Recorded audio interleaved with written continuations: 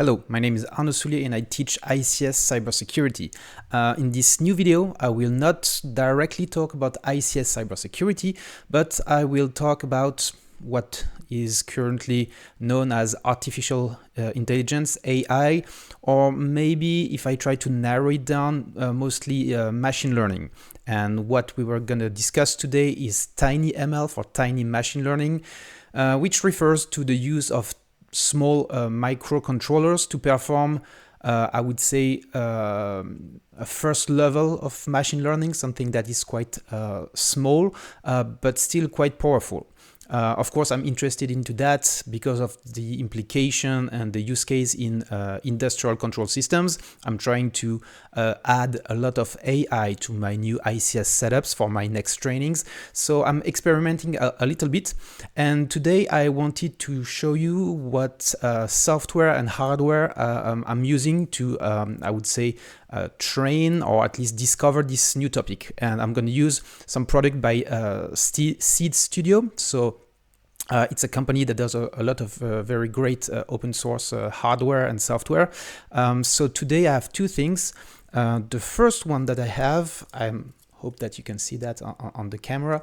I think it's called the Grove version 2 Vision. So basically it's like a small camera like the ones that you have in Raspberry Pis, that is attached to a small microcontroller based, I think, on the Raspberry Pi 2040.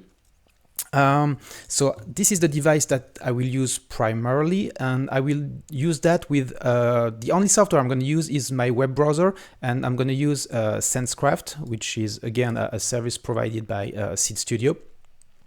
And I have another device. I'm going to try to power it on. I'm not sure there is some battery left.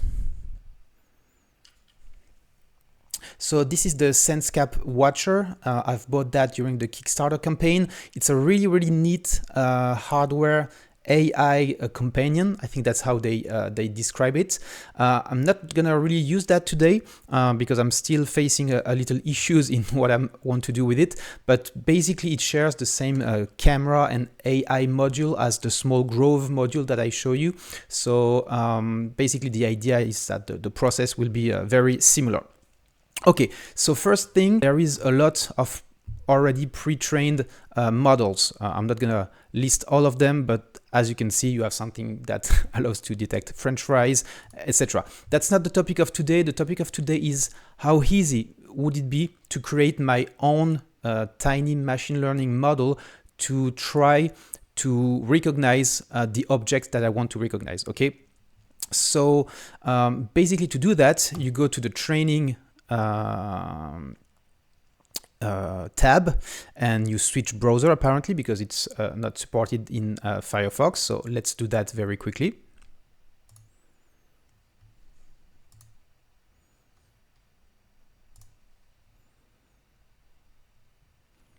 Okay, here we go. So now we are using Chrome, and you have this web page. So basically there are several things that you can do. What I want to do is actually just connect my device here.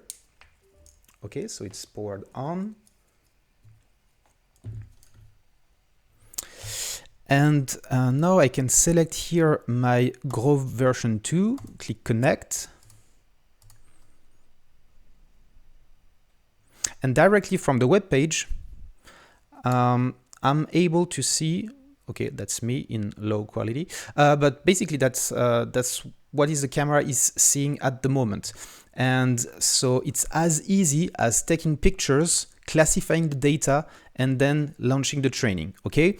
And so to explain that, I will now switch to a pre-recorded video that I recorded at the office, in which I try to use this software directly from the web browser to distinguish between two small Playmobil toys, okay? So let's do that. Let's launch the video.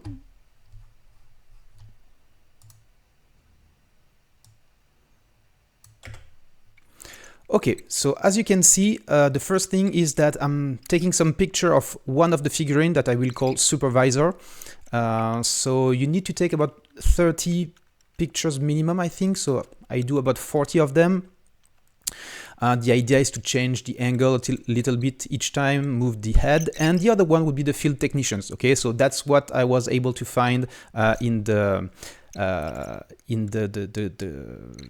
toy store during my lunch break. So I went to buy that, and I wanted to play a little bit with it. So I'm taking about 40 pictures of each of those, different angles, you know. It should be different lighting as well, and then I just click on training. So of course the sequence is sped up a little bit so that we do not wait too much. But the idea is that it's quite quick. It's a matter of maybe 5 minutes, something like that. And so based on that, as you can see, it's already running in real time, and it detects that this is the field technician. Now I can just simply deploy to my device, so the Grove module that I have. Okay, so it's gonna take a few seconds, and then model is deploying. Okay, again, this is a little bit slower in real life, but it's a matter of 1 to 2 minutes in my specific use case.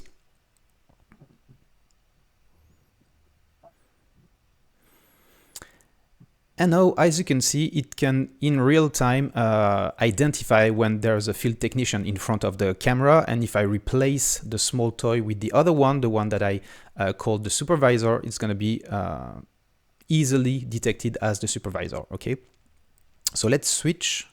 As you can see, if I move it a little bit, it doesn't matter too much. I switch that to the supervisor. Okay, and we have 99% of confidence that this is indeed the supervisor. So that's great. It's a matter of minutes. Only software that I use is my web browser. And the only hardware that I use is something that costs maybe 20 to 30 bucks. So it's really, really cheap. And for small, simple use cases, it works that well, and it's really easy.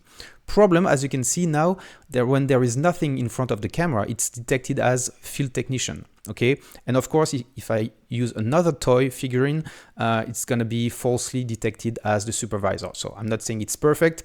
Certainly not something to use for like access control purposes, but it's really neat to have something that's so easy to play with and that is operational in a matter of minutes. So now I think that in the video, I'm just going back to retrain and add a category that is nothing to be able to distinguish.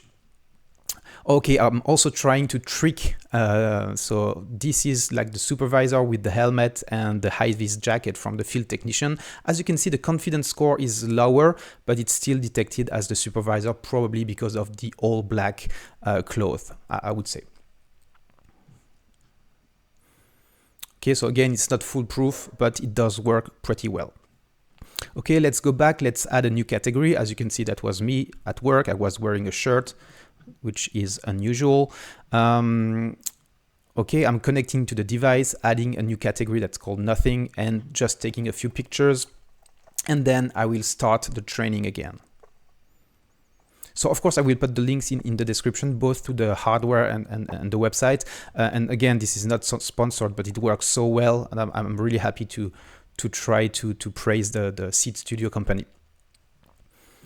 Okay, and as you can see now it works. There's nothing in front of the device. It says nothing, and if I put the supervisor, it is detected as the supervisor. And yeah, that's about it. Okay, so what would be the next step? Next step would be to be able to deploy that to my small hardware here, the SenseCap Watcher that has the same machine learning capabilities, same camera, but in a really, really neat hardware with battery, little screen, etc.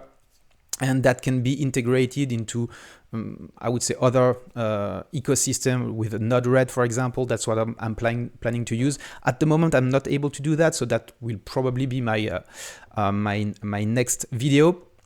So I think that's it for today. I know it's not super cybersecurity related, but I think that this type of technology is arriving and is already there for a few years for some of my clients in industrial control systems. So it's worth taking a look and trying to learn how it works. So I'm going to implement that, and next step would also to try to implement a very, very small LLM that runs on a Raspberry Pi to try to you know, maybe help the technician when the technician is detected, say a few things about the current state of the process, maybe try to guide the technician into the actions that it's supposed to do. So yeah, that's what I'm going to try to do on my new setup. So I hope that you like this video, and if this is the case, I will try to do a few additional ones on the topic of AI and machine learning.